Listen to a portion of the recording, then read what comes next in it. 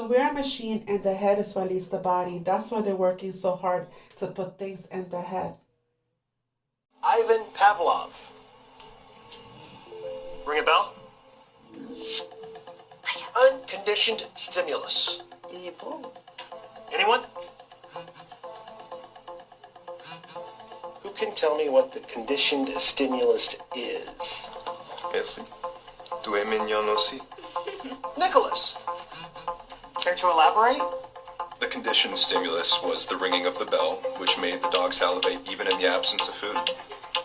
To read your mind. Meet Omi, an $89 AI device that claims to read your brain signals. The Mentos-sized device can be worn as a necklace or attached to your temple with medical tape. It continuously listens to and processes conversations through GPT-4o and claims to detect when you want to talk to it through brain interface technology. Omi's founder, Nick Shevchenko, addressed privacy concerns by making the platform open source, letting users track their data or keep it stored locally. It's worth noting that Shevchenko has been involved in a public dispute with Avi Schiffman, the founder of a similar AI wearable device called Friend. Omi was initially also called Friend, and both parties claimed the other copied their name and idea. On March 24th, Shevchenko says he built a gadget called Friend that day at a hackathon. Schiffman appears to have started publicly calling his product Friend a month after Shevchenko, but he described his previous name Tab as a placeholder name on February 27th. He also has screenshots indicating that he purchased the friend.com domain name on February 6th. More drama ensued, which included a rap diss and a challenge to fight. Eventually, Shevchenko rebranded to Omi, and both products are now on the market.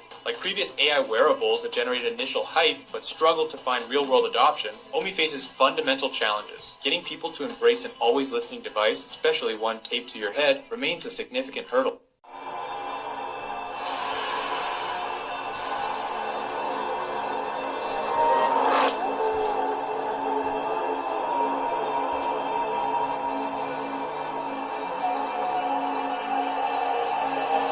Told to put on the head of Yahushua because he will be our head and he will lead us. But I want you to understand that Yahushua is the head of every man, and the man the head of woman, and Yahushua the head of Yah. I shared this video yesterday, I'm going to share it again. And it shows how we are humans, human batteries trapped in these bodies that are called cells. And that's why we produce electricity. Like sometimes you can shock each other. Like sometimes, I know that has happened to me. Sometimes you just release this little shock. Or when you rub a balloon against yourself and you release the static electricity.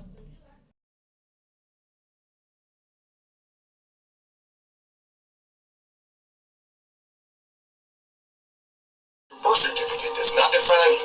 It represents the corporation associated with you. By willingly identifying yourself with your legal name, which is also your corporation's name, you subject yourself to the authority of the corporation. Your name written in full capital letters is not your legal name. It is the designation of the corporation. When your physical body ceases to function, it is referred to as a corpse, emphasizing the recognition that you, as an individual, are connected to a corporation. You willingly submit to those in positions of power, surrendering to the confines of the physical form and acknowledging the authority of a birth certificate. This submission stems from a lack of comprehension regarding your true nature. An eternal being of light, birth certificates would lose their grip if we identify ourselves with the spirit rather than the earthly body. Earth is transformed into a realm that incarcerates your mind and soul, with your body serving as the prison cell. Cast off the constraints of the body, O luminous soul, and embark on a journey to transcendental realms among the stars. United States, United Kingdom, and similar entities are indeed corporations. They are privately owned corporations. The term president is employed within business, as every company, bank, and business has a president. The president is not solely the leader of America. Rather, they hold a position as the head of the privately owned corporation known as the United States.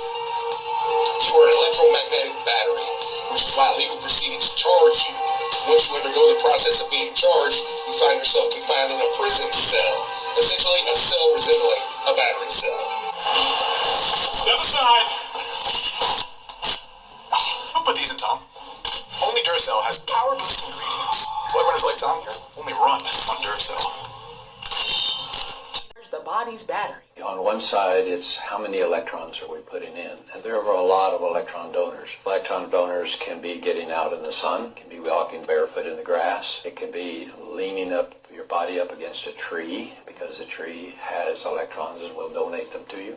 hugging an animal. A common way that makes people in nursing homes feel better is to buy them a dog or a cat. They hold the dog or the cat and get electrons from it. The animal runs outside and recharges itself and brings some back to you. Moving water is an electron donor, whereas still water tends to be an electron stealer. Moving air is an electron stealer. That's why when you ride in a convertible, you look really cool, but you're always tired when you get there because the wind steals electrons from you. Huh. On one hand, we look at what things can put electrons in the body and then what things steal them. And again, the most common stealers are dental infections, emotional baggage, various toxins, particularly the toxins that we are getting from things like GMO foods and pesticides and other kinds of things, air pollution. There's a lot of toxins around us. And of course, one can almost include in the concept emotional baggage. They're toxins in a different way in that they rob us of voltage that we should be using for something else. In other words, the old system is crashing because this system ran on us because we were the batteries powering the system. But now that the people are leaving the system and waking up, they're trying to get people to go and plug themselves back into the matrix, the AI matrix.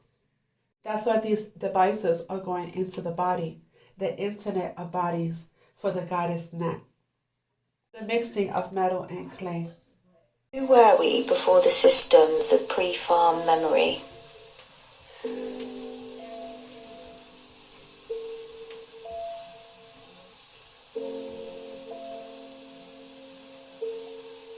Stacy, that question rings like a bell through the grid.